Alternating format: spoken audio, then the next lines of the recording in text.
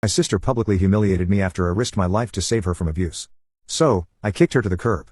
3 years later, she's at my doorstep, desperate for me to take her in. My parents always favored me over my little sister, and it broke my heart. I didn't even notice it until I was 9 years old. It was Christmas time, and all the gifts were neatly wrapped with ribbons and personalized tags, except when I got to the last gift. I realized all of them were for me. "Where are Lily's?" I asked. That's when they pointed to a black bin bag.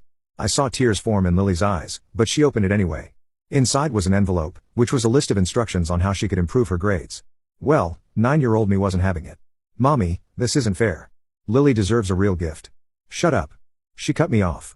Meanwhile, my dad started yelling at the top of his voice. "Don't tell me how I should raise my kids." But as soon as they weren't looking, I hugged her and we spent the entire morning secretly playing with my new toys together. This set the tone for the rest of our childhood. To my parents, Lily was the definition of a disappointment. So, even when she did things like forget to do her chores or accidentally sleep in on the weekend, they never let it slide. My dad would either force us all to completely ignore her for 48 hours straight or she'd only be given dry toast to eat for the whole week. All rules which I of course broke when they weren't looking.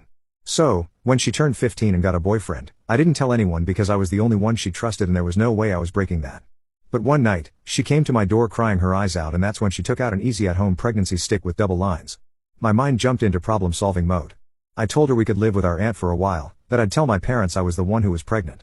I knew she didn't understand what my plan was, but I didn't care because she was safe and that's all that mattered. She slept in my bed and the next morning I woke my parents up, pinching myself to fake cry. "Mom, Dad, I'm pregnant."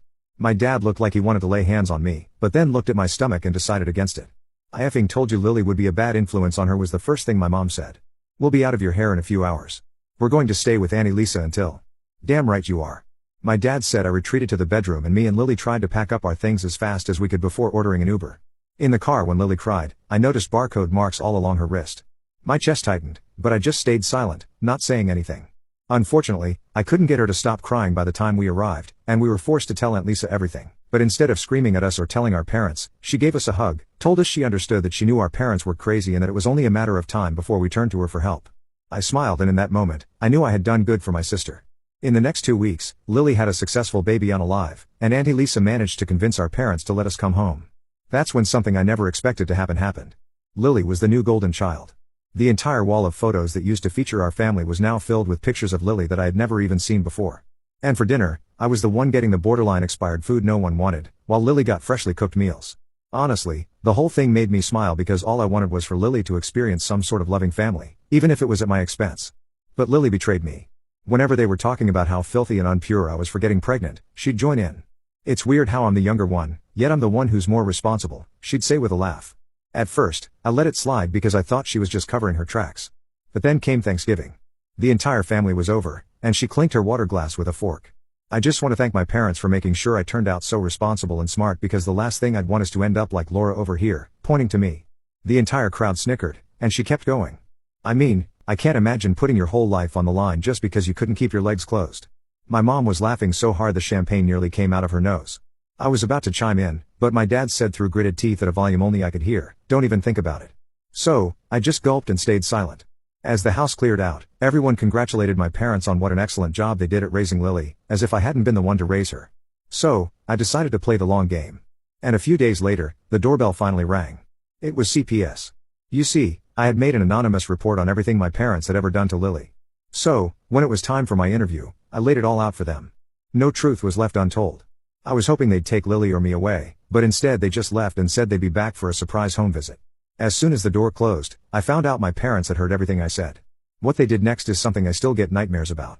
My dad's face was a shade of red I'd never seen before. His eyes were bulging out of his head, and his fists were clenched so tight his knuckles were white. My mom just stood there completely still. Her face blank in that scary way that always meant the worst was coming. I backed up against the wall, my heart pounding so hard I could feel it in my throat. "You ungrateful little bitch," my dad finally said, his voice eerily calm. That was scarier than if he'd been yelling. "After everything we've done for you." I wanted to laugh at that. Everything they'd done for me. Like what exactly? Giving me presents while starving my sister, treating me like the golden child while making her life hell. But I kept my mouth shut. I wasn't stupid. I didn't say anything that wasn't true. I managed to get out, my voice shaking despite my best efforts. My mom finally moved, walking toward me with slow, deliberate steps. "You've always been such a disappointment," she said, which was rich coming from her after years of telling me I was the only good thing she'd ever done. "We give you everything, and this is how you repay us." I glanced toward the stairs, wondering if I could make a run for it, but my dad was blocking the way. Lily was nowhere to be seen, probably hiding in her room, and I couldn't blame her. Go to your room, my dad finally said. We'll deal with you later. I didn't need to be told twice. I bolted up the stairs, locking my bedroom door behind me, even though I knew it wouldn't keep them out if they really wanted to get in. My hands were shaking so bad I could barely text Aunt Lisa. CPS came. Parents heard everything. Help. She responded immediately. Stay calm. Don't antagonize them. I'm coming tomorrow.